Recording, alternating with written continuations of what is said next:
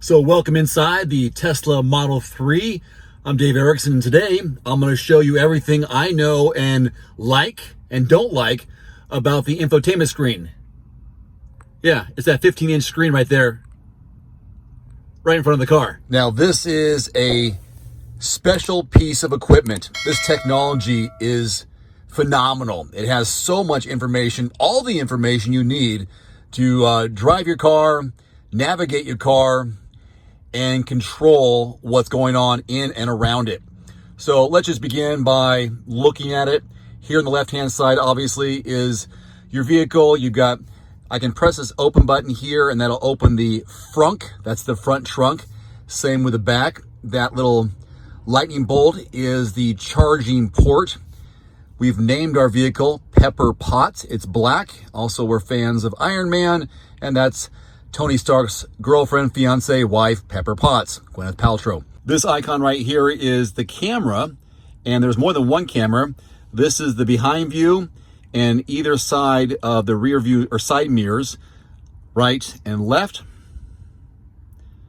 This is the charging set, where I can open the charge port by pressing the button up there. Lets me know my current range available, 124. And so on. X out of it. Microphone, if I want to say some commands for the car, that's pretty cool to use. Now, using the car logo or icon down lower left, this is where we can do all the controls and set up the car how we want.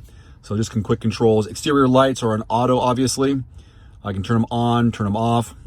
Adjust the side mirrors because there's no controls for the mirrors on either side here. So again, everything is controlled with this 15-inch monitor.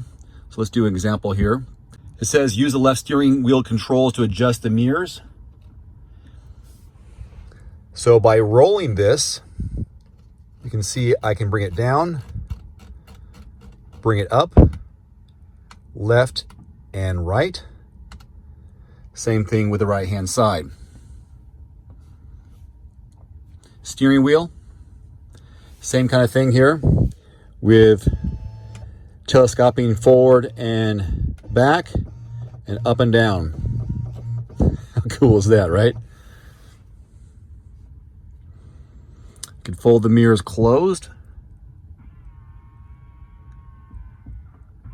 and bring them back out. And of course, lock the windows. Lights, exteriors, dome lights, locking the car. You can see my phone is hooked up to the car for the app, so I can use my phone to unlock and lock the vehicle. Display mode, I just have it on auto right now.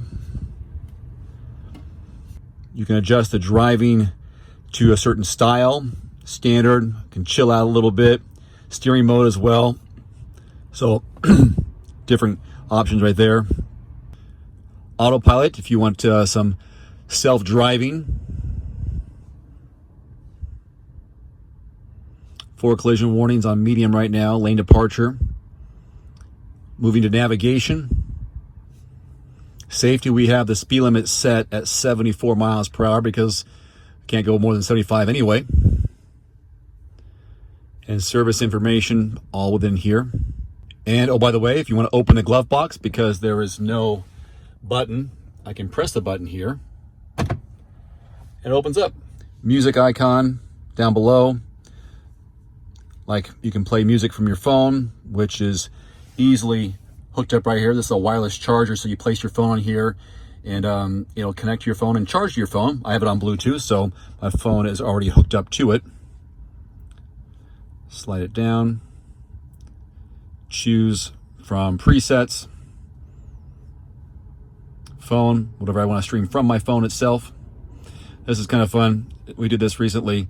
You can sing along in the car and they have the words on screen. Yeah, there's karaoke on your screen here. You can have fun with that.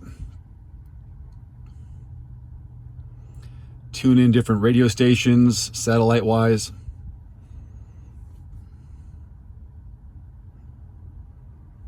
If you have a Spotify account, you can use that. Audio settings. Now this little button right here, this is more specific. You can make a phone call, you can adjust your calendar, set up your calendar if you want. Here's another camera option, showing the 3 cameras around, which I showed you earlier. Energy consumption and your current trip, projections, ranges. If you want to start a trip and see how it's going. Charging, again, we saw this earlier on this section, it's kind of redundant. Web, look at this. You can use the internet. Of course, not the driver, but somebody can. Entertainment, fun stuff here. Play games for the kids. This screen is big enough where the passengers in the back can see it. Toy box. Now this is fun. Little Elon Musk, little inside joke probably. You can transform your map into the surface of Mars. Attaboy. I like your sense of humor, my man. And then your climate controls are here. You can see the flow of air, for example, where it comes out, because obviously there's nothing here on the dash, but the vents, so you can see where the airflow is coming out. Set that. Who's going to get it? Temperature. I'm going to turn that down a little bit, sync it up. Heated seats. Defrosting. Turn it off. Defrosting. Defrost.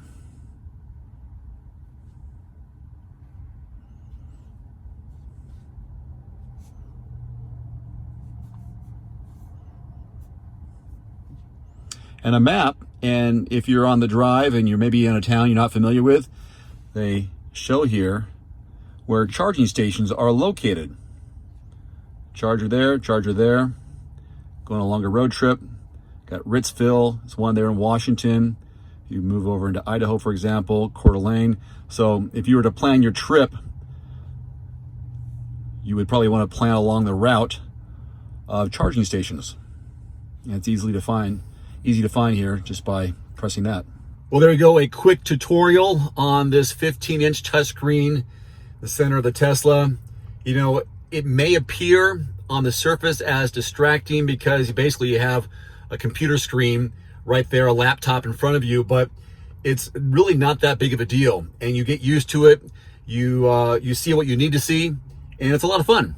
So there you go, that's my quick look at the infotainment screen, my experience so far, and what I've learned and what I use. And hope you enjoyed it. Hope you learned something. Leave me any questions or suggestions below, and I'll do what I can for a follow-up video on my Tesla Model 3. If you end up buying a Tesla, which I hope you seriously consider, use my Tesla referral link to receive 1,000 miles of free supercharging on a Model S, Model X, or Model 3. There's a link below this video. It's free miles. Might as well take advantage of it.